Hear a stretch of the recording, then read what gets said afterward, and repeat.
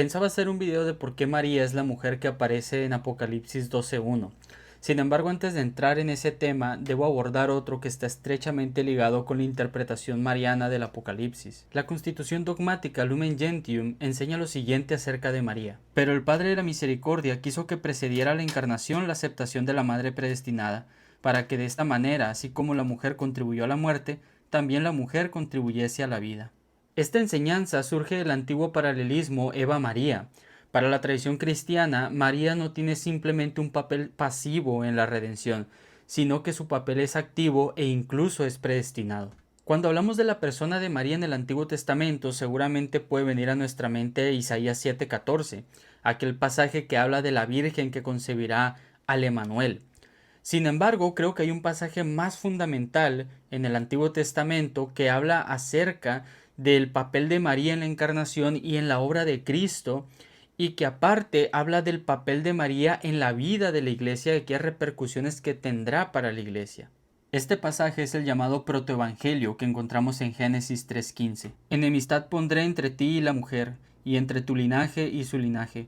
Él te pisará la cabeza mientras acechas tú su calcañar. Estas palabras son precedidas por la caída de Adán y Eva, cuando la serpiente sedujo a Eva y en consecuencia Eva seduce a Adán para que coman del fruto del árbol prohibido. A partir de este evento, la humanidad y la serpiente, que es Satanás, estarán perpetuamente en enemistad. Sin embargo, los teólogos de diferentes tradiciones están de acuerdo en que Génesis 3:15 tiene un significado profético y profundo, que no se reduce únicamente a la narrativa del episodio de Génesis 3.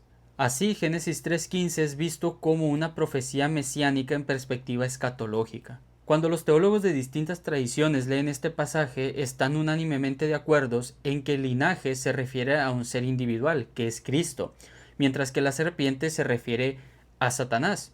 Sin embargo, ¿a quién se refiere el pasaje cuando habla de la mujer profética? Antes de entrar en los detalles del Nuevo Testamento, debemos preguntarnos si podemos dar ese salto legítimo para interpretar a la mujer de Génesis 3:15 como un ser individual.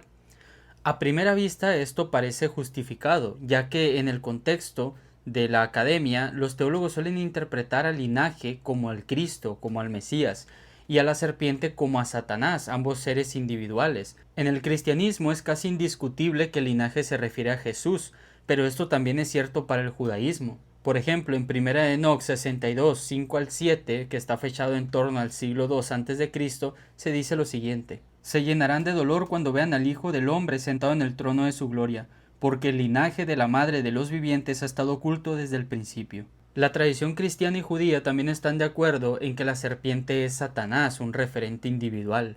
Aquí no es necesario que citemos a ningún académico cristiano que defienda este punto, ya que es una opinión casi unánime y hasta intuitiva. Sin embargo, es necesario que citemos a un intérprete judío de Génesis 3:15. En el Deuterocanónico de Sabiduría, que incluso si los protestantes no creen que es inspirado, al menos aporta valiosos datos históricos, dice lo siguiente: mas por envidia del diablo entró la muerte en el mundo, y la experimentan los que le pertenecen. Por lo tanto, si tanto el linaje como la serpiente son descritos como referentes individuales, incluso en su alusión profética, ¿por qué la mujer no podría ser descrita de la misma manera?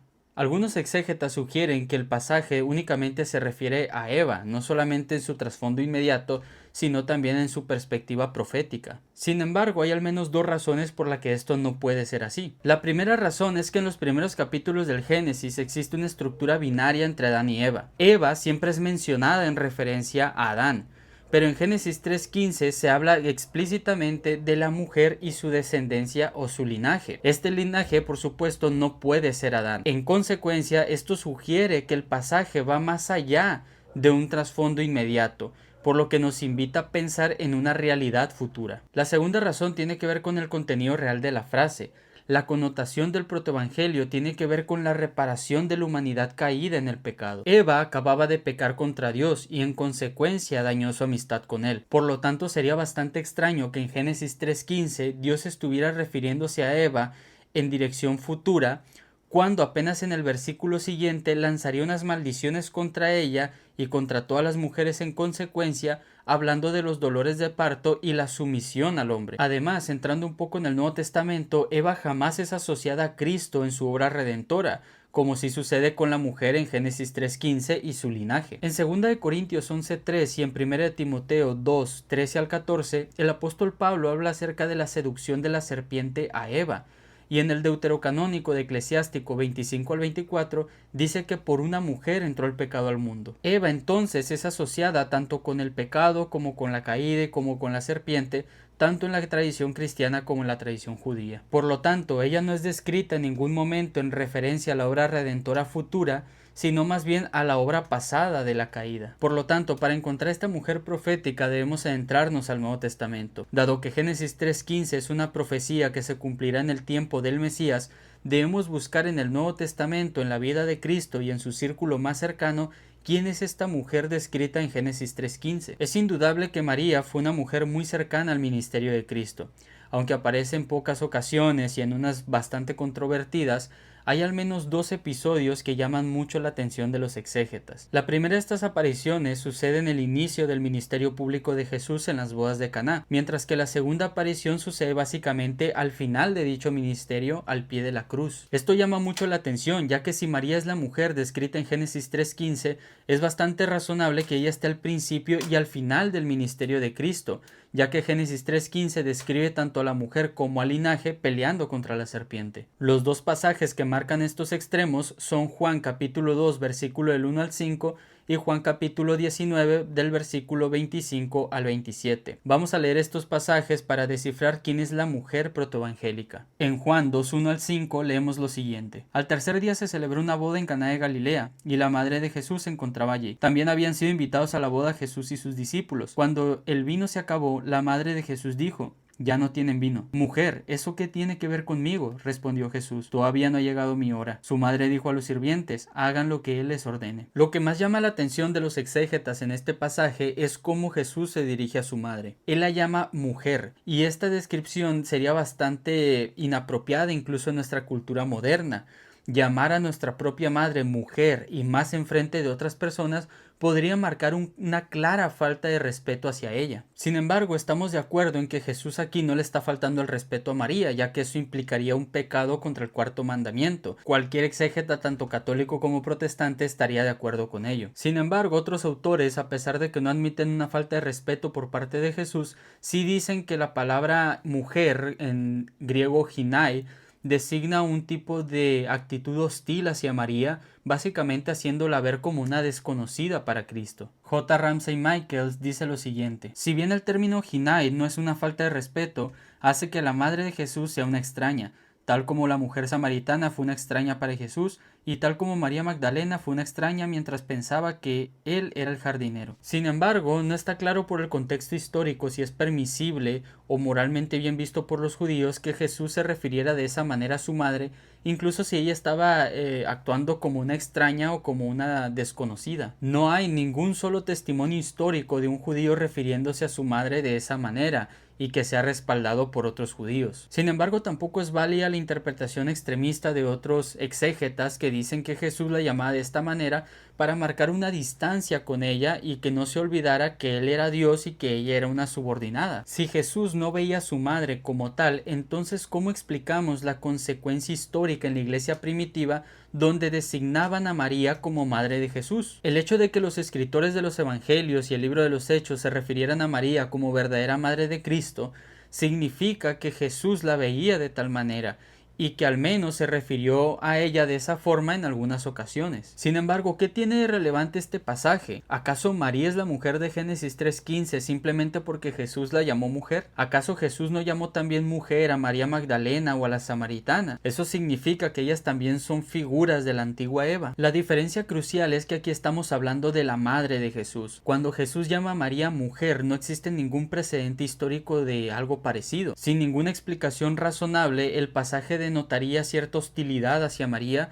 y esto simplemente no puede ser permisible. Entonces, ¿cómo conecta el título o el sobrenombre de mujer referido a María con el protoevangelio? En primer lugar, nótese que el prólogo del Evangelio de Juan tiene un paralelismo muy estrecho con el comienzo del libro del Génesis. En Juan 1:1 al 5 se narra el inicio de la creación desde una perspectiva binitaria, donde Jesús es la causa de la misma. De hecho, el primer versículo de Juan es tan alusivo a Génesis 1:1 que la profesora de Sagrada Escritura, Joan Brandt, dice lo siguiente: en el principio evoca un pasaje familiar, Génesis 1:1, e impulsa a la audiencia a comenzar a recitar mentalmente: cuando Dios creó los cielos. Debido a esta alusión al libro de Génesis, los exégetas continúan leyendo el primer capítulo y el segundo capítulo de San Juan bajo la misma lupa. En el primer capítulo de San Juan, después de esta alusión a Génesis 1:1, el hagiógrafo establece una sucesión de 4 días. En el primer día, Juan discute con los levitas y sacerdotes. En el segundo día, marcado por la cláusula al día siguiente, Juan anuncia a Jesús como el Cordero de Dios. El tercer día, igualmente marcado al día siguiente, los primeros discípulos de Jesús se reúnen con él. En el cuarto día, también marcado como al día siguiente, Jesús llama a Felipe y Natanael. Y el séptimo día, en el capítulo 2, versículo 1, que está marcado por la cláusula al tercer día, inician las bodas de Caná. Nótese que todos estos acontecimientos suceden en una semana de 7 días, justo después de la alusión a Génesis 1:1 en el prólogo joánico. Desde esta perspectiva, el autor parece estar preparando todo el escenario para que en el clímax, en el día séptimo, él habla acerca de las bodas de Caná, justo cuando inicia el ministerio público de Jesús. Desde esta perspectiva, el autor parece estar preparando todo para que en el séptimo día se dé el clímax de lo que los teólogos han llamado la semana de la nueva creación, que concluye con las bodas de Caná. Sin embargo, debo admitir que no todos los teólogos interpretan Juan 2:1 de la misma manera. Esto se debe a que la expresión al tercer día puede entenderse de dos maneras. Una es que son 3 días a partir del cuarto día, y otra es que son 3 días después del cuarto día. En la segunda interpretación, la semana queda en 7 días, pero en la primera interpretación la semana queda en 6 días. Sin embargo, ninguna de estas interpretaciones daña la interpretación tipológica alusiva a Génesis 1. Por ejemplo, el erudito John McCook, que acepta una interpretación de 6 días, dice lo siguiente: la expresión enfática al tercer día indicará por tanto el sexto día de la primera semana del ministerio de Jesús. Ahora bien, dada la evidente referencia a Génesis 1:1 en Juan 1:1, ¿no podría esta primera semana del relato evangélico estar destinada a reflejar aquella primera semana de Génesis 1, la creación por medio de la palabra, cuyo clímax se alcanza en el sexto día, en la primera boda del mundo, según Génesis 1:26 al 28? ¿Y no podría también la primera semana del ministerio apuntar hacia la escena del sexto día de la semana final de la vida de Jesús, en la que reaparece la madre de Jesús cuando todo está consumado? La intención de estos paralelismos es demostrar que el siguiente movimiento exegético es legítimo. ¿Y cuál es ese movimiento exegético? En medio de toda esta imaginería, Génesis creación en el relato joánico, Jesús llama a María mujer. Como ya vimos, esta forma de referirse a María sería bastante extraño. Sin embargo, con todo lo que hemos dicho, esto cobra bastante sentido. ¿En qué mujer deberíamos pensar cuando Jesús se refiere de esta manera a su madre, ya llegados a estas instancias? Claramente a la mujer del Génesis, que es Eva. Esto tiene bastante sentido dada la influencia genésica de los pasajes. Además, cuando vamos al libro de Génesis, Eva es solamente mencionada por su nombre una vez, mientras que 11 veces es mencionada como mujer. Por ello, el erudito católico del Nuevo Testamento, Raymond Brown, que a los protestantes tanto les encanta citar, dice lo siguiente: Jesús piensa en María sobre el trasfondo de Génesis 3. Ella es la madre del Mesías. Su papel está en la lucha contra la serpiente satánica, y esa lucha alcanza su clímax en la hora de Jesús. María es la nueva Eva, el símbolo de la iglesia. Como dice Raymond Brown, el clímax de la batalla de Jesús y María contra la serpiente es alcanzada cuando Jesús es crucificado. Como ya mencionamos en otra ocasión, la otra instancia en la que María es llamada mujer sucede en Juan 19, 26 al 27. Cuando Jesús vio a su madre y al discípulo a quien él amaba a su lado, dijo a su madre: mujer, ahí tienes a tu hijo. Luego dijo al discípulo: ahí tienes a tu madre.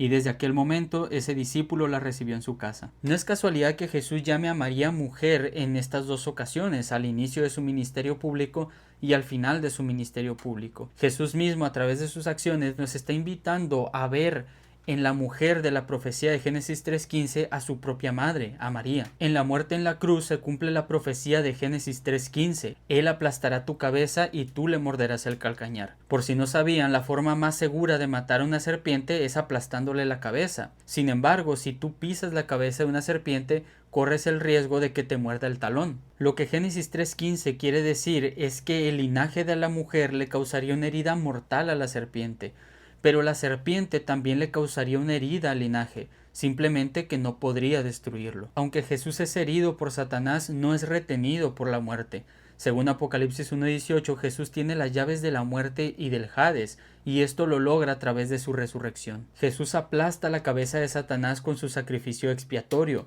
lo que provoca una paradoja: la muerte es vencida por medio de la muerte. Así, Satanás es mortalmente herido, pero Jesús sale triunfante a través de su propia muerte y resurrección. En este escenario es donde entra María. Como ya vimos, María es llamada mujer en medio del relato de las bodas de Caná con tanta influencia genesiaca. Aquí es precisamente donde entra María. Como ya vimos, ella es llamada mujer al inicio del ministerio público de Jesús en medio de un paralelismo genesíaco. Pero también es llamada mujer al pie de la cruz, cuando se cumple la profecía de Génesis 3:15, en la que el linaje saldría triunfante aplastando la cabeza de la serpiente, es decir, de Satanás. Si bien el que aplasta la cabeza de la serpiente es el linaje, es Jesús, la mujer también participa de ello de alguna manera, ya que según Génesis 3:15 ella también triunfaría sobre la serpiente en virtud de su enemistad. Esto lo entendieron muy bien escritores del siglo II como Tertuliano, San Justino y San Ireneo. Sin embargo, vayamos únicamente con este último, que es quien más desarrolla este paralelismo entre Eva y María. Aunque Eva tuvo a Adán por esposo, todavía era virgen. Al desobedecer, se convirtió en la causa de la muerte para ella y para toda la raza humana. Del mismo modo, María, aunque también tenía marido, era todavía virgen, y obedeciendo se convirtió en causa de salvación para ella y para todo el género humano. El nudo de la desobediencia de Eva se desató con la obediencia de María.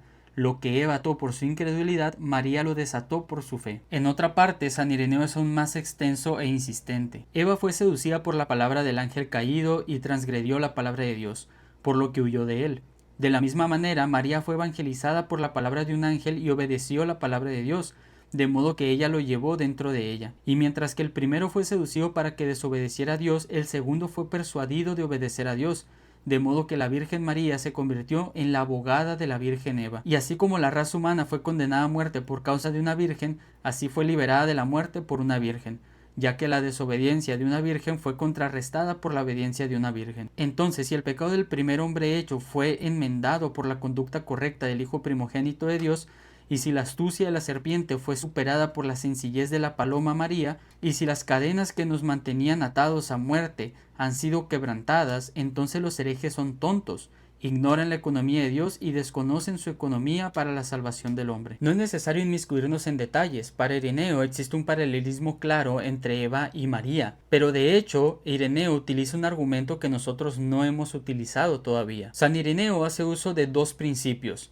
el principio de recirculación y el principio de recapitulación. Ambos principios son aplicados a María, pero tales principios son de origen paulino. Estos principios a menudo se usan de forma intercambiable, pero lo cierto es que hay unos detalles que los diferencian. La recapitulación implica que Jesús recorre toda la historia, la asume y luego la restaura. Este principio entonces tiene una connotación cristológica, y es básicamente el uso que el apóstol San Pablo le da en Romanos 5:12 y siguientes para explicar la cuestión del pecado original a través de una interpretación tipológica del pasado. La idea esencial de la recapitulación en San Pablo se encuentra en el versículo 17. Pues si por el pecado de un solo hombre reinó la muerte, con mayor razón los que reciben en abundancia la gracia y el don de la justicia reinarán en vida por medio de uno solo, Jesucristo. Por otro lado, el principio de recirculación significa que la historia del pasado, que es recapitulada en Cristo, sigue los mismos pasos, pero que ahora tiene un final diferente. Así el apóstol Pablo recircula la historia de la caída hasta la historia de la redención. Adán aparece como desobediente y Cristo es obediente. Por Adán todos mueren, pero en Cristo todos seremos vivificados. Por Adán entró el pecado al mundo, pero por Cristo llega la justificación en abundancia. Aquí es donde entra el paralelismo Eva-María en la teología de San Ireneo. Eva era virgen cuando pecó, pero María era virgen cuando obedeció. Eva desobedeció, María obedeció. Por Eva todos morimos y por Eva entró el pecado al mundo.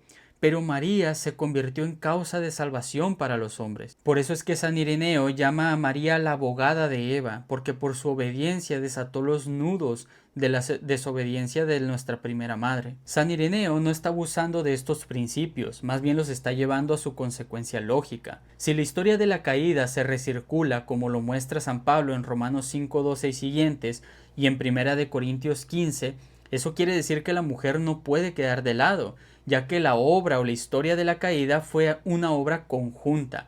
Fueron Adán y Eva los que pecaron, y así lo enseñan tanto San Pablo en otros pasajes hablando individualmente de Eva, como el deuterocanónico de Eclesiástico 25-24, dando un testimonio de lo que creía la tradición judía. Y aunque Eva estaba subordinada a Adán en la obra de la caída, sigue teniendo una participación importante en la misma. De la misma manera, si Génesis 3.15 está apuntando en dirección a la reparación de la humanidad después del pecado de Adán y Eva, entonces está dando pie a que se interprete la historia futura como una recirculación del pasado. Y así como la historia de la caída es una obra conjunta, la profecía de Génesis 3.15 nos dice que la reparación del pecado de la humanidad será también una obra conjunta. Y esto es lo que creemos los católicos acerca de Jesús y de María. Con toda la evidencia que hemos proporcionado, podemos inferir razonablemente que Génesis 3.15 apunta proféticamente a Jesús como el linaje y a María como la mujer. Y aunque María tiene una participación subordinada en la obra de la redención,